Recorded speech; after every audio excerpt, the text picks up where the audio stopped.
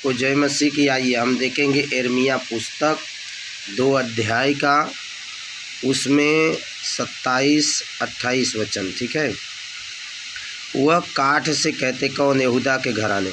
वह काठ बोले तो लकड़ी, काठ से कहते हैं तू मेरा बाप है, और पत्थर से कहते हैं तूने मुझे जन्म दिया है।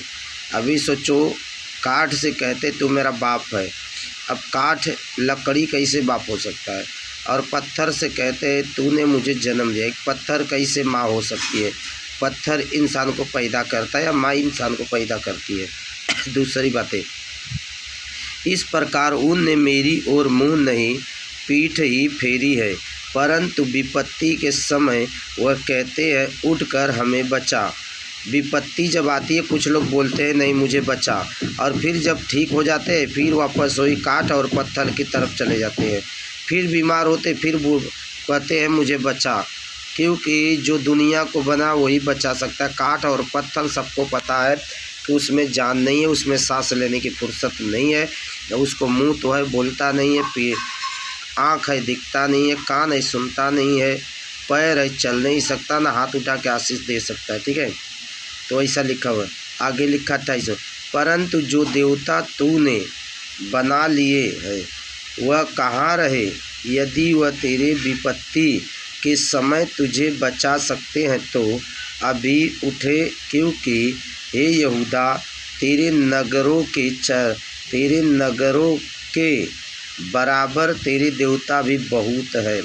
हे यहूदा के घराने, यहूदा बोले तो यहूदी, ठीक है, यहूदियों के विषय में है, और बाकी जो समझ सकते हो समझे, जैसा आपकी इच्छा है। तो उठ, और तूने जितनी भी देवता बनाई अपने लिए वो कहाँ रहे? मुसीबत पड़ी तो तुझे बचाए, बीमारी परेशानी से बचाए, हालात से बचाए।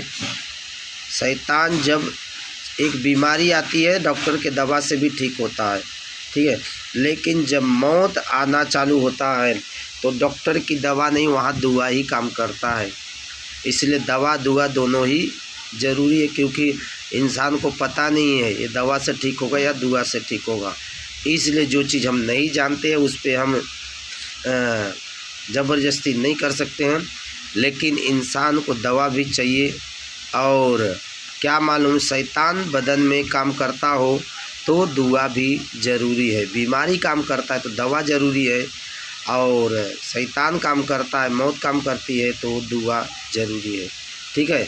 तो हम दोनों को नहीं जानते हैं, लेकिन हमें दुआ दवा दोनों लेना ज़रूरी है।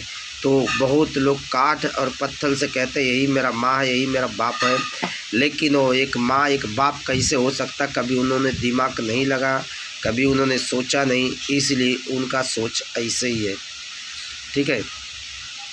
तो अपना अपना इच्छा, अपना अपना मर्जी है, कहीं किसी को ज़बरदस्ती नहीं। एक स्वर्ग का परमेश्वर है जिसने सूर्य चंद्रमा तारा ग्रहण और इंसान के अंदर अपनी आत्मा डाली है, जीव जंतु पशु पक्षी को बनाया है। तो जिसने बनाया वही दुनिया चला भी रहा है, वही चलाएगा भी आगे भी। दुनिया ख़त्म हो जाएगी, वो बना रहेगा, और दुनिया को फिर से नया बना के चलाएगा। वो अपनी अपनी मर्जी है, जिसको जैसा अच्छा लगे कर सकता है, पर वो सभी को आशीष करे। आमीन आमीन।